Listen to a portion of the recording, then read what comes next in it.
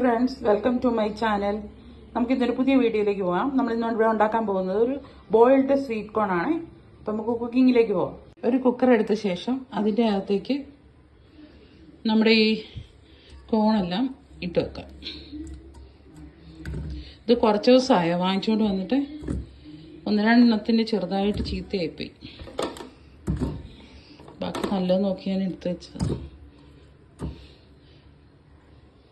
ഇതിൻ്റെ അകത്തൊരു ആവശ്യത്തിന് ഉപ്പിട്ട് കൊടുക്കാം. ആവശ്യത്തിന് വെള്ളം ഒഴിച്ച് കൊടുക്കാം.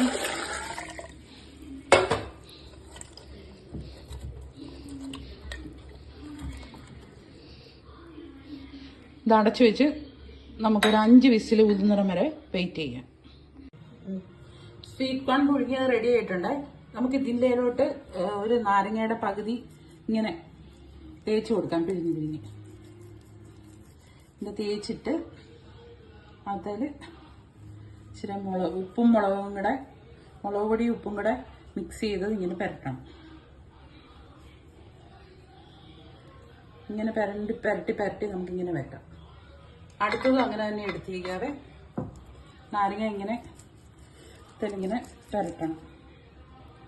എന്നിട്ട് ഉപ്പും മുളകും കൂടെ മിക്സ് ആയത് ഇങ്ങനെ പുരട്ടി കൊടുക്കണം.